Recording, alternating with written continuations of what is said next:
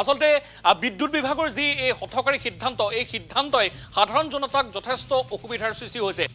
সুযোগ পালে বিদ্যুৎ বিভাগে এনেধৰণে কৰ কাটল বৃদ্ধি কৰা পৰিলক্ষিত হয়, মাচুল বৃদ্ধি কৰা পৰিলক্ষিত হয়। এই মুহূৰ্তত দেৱজিৎ চুতীয়া আপোনাৰ কাষলৈ আহিব বিচাৰিছোঁ। ডিব্ৰুগড় জনতাই এটকা 29 পইচাৰ যি অতিৰিক্ত আৰু অতি সংগোপনেৰে সিদ্ধান্ত গ্ৰহণ কৰিছে বৃদ্ধি কৰাৰ, এই সন্দৰ্ভত কি প্ৰতিক্ৰিয়া জনাব আপোনাৰ জৰিয়তে জানিব বিচাৰিম। দেৱজিৎ চুতীয়া। হয় সমীৰণ চক, আচলতে ক'ব লাগিব যে বিদ্যুৎ নিয়ামক আয়োগে আচলতে বছৰে বছৰে যে আচলতে গ্ৰাহকৰ ওপৰত যি ধৰণৰকৈ বিদ্যুতৰ বিলৰ নামত যি ধৰণকে আচলতে শোষণ কৰি আছে বুলি ক'ব লাগিব, সেয়ে আচলতে সকলোকে অতিষ্ঠ কৰি তুলিছে। কাৰণ তেওঁলোকৰ যি ধৰণকে গ্ৰাহকৰ পৰা তেওঁলোকে বিলৰ বাবে বা গ্ৰাহকৰ পৰা যিদৰে তেওঁলোকে পৰিশোধ কৰে, তাৰ বিপৰীতে কিন্তু তেওঁলোকৰ যিটো ছাৰ্ভিচ, সেই ছাৰ্ভিচটো একেবাৰে পুতৌ লগা। ঘণ্টাৰ পিছত ঘণ্টা তেওঁলোকৰ লাইন নাথাকে, ক'ৰবাত ভল্টেজ নাথাকে, ইত্যাদি ইত্যাদি বিভিন্ন সমস্যাবিলাক অনবৰতে থাকে বিদ্যুৎ বিভাগৰ। তাৰ বিপৰীতে কিন্তু তেওঁলোকে যিটো বিদ্যুৎ মাচুল, সেই বিদ্যুৎ মাচুল লোৱাত কিন্তু তেওঁলোক পাকৈত, বিদ্যুৎ মাচুল বঢ়োৱাত কিন্তু তেওঁলোকে পাকৈত।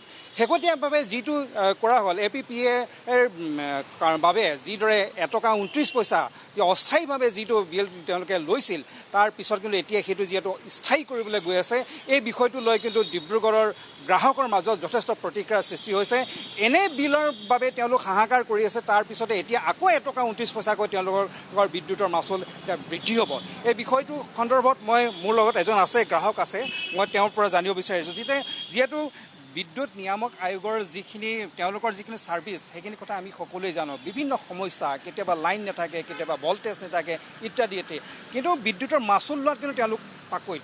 এতিয়া শেহতীয়াকৈ APPA অধীনত যিটো এটকা 29 পইচা অস্থায়ীভাৱে লোৱা হৈছিল, এইটো এতিয়া আকৌ পুনৰ স্থায়ী কৰিবলৈ গৈ আছে। নিশ্চয় এই কথাটো আপোনালোক অৱগত হৈছে, কি ক'ব এই বিষয়টোৰ সন্দৰ্ভত? হয়, যিটো APPA যিটো মাচুলটো যিটো তেওঁলোকে টেম্পৰাৰী মানে বঢ়াইছিলে, 3 মাহ কাৰণে বঢ়াইছিলে, কিন্তু আজি শুনামতে সেইটো মানে পাৰ্মানেণ্ট কৰি দিলে।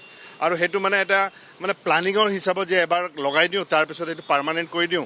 কাৰণ যে তেওঁলোকে ভালকৈ জানে যে আমাৰ যিবিলাক আমি ৰাইজৰ মানুহবিলাক, যিবিলাক সৰ্বসাধাৰণ মানুহবিলাকে এইবিলাক কথাত ইমান চকু নিদিয়ে বা মন নকৰে, আৰু এনেকৈ তেওঁলোকে পইচা লৈ থাকিব।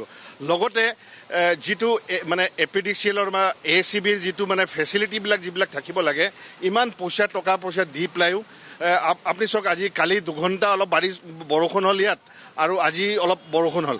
সেই বৰষুণত গোটেই ডিব্ৰুগড় অঞ্চলত লাইন নাই। ঠিক আছে, কেতিয়াবা ক'ৰবাত 1 ঘণ্টা আহে, কেতিয়াবা 2 ঘণ্টা আহে। লগতে যিবিলাক মেইন মানুহ যিবিলাক এই ছাৰ্ভিচটো দিব পাৰে, লাইনমেনবিলাক যিবিলাক আছে, তেওঁলোকৰ ওচৰত কোনো সুবিধাই নাই। তেওঁলোকে আজি যিটো আধুনিকৰণ আছে সেইটো নাই। আজিও আপুনি যদি কোনোবা এটা কমপ্লেইন কৰে, লাইনমেনক যদি মাতে, আপুনি জাগাই জাগাই দেখা পাব যে চাইকেল এখনত তেওঁলোকে নিজৰ চিৰিখন লৈ যায় আৰু খোজকাঢ়ি তেওঁলোকে গৈ থাকে। সেই ছাৰ্ভিচটো কেনেকুৱা ছাৰ্ভিচ হ'ব আপুনি আৰু মই ভাবিব পাৰোঁ। আজি ভাবি লওক, আমি যদি একদম ট্ৰেন্সফৰ্মাৰত কিবা ফায়াৰ হ'ল বা কিবা স্পাৰ্ক হ'ল, আমি যদি ফোন কৰোঁ, 2 ঘণ্টা 3 ঘণ্টালৈকে ACBৰ মানুহবিলাক আহি আছোঁ, গৈ আছোঁ।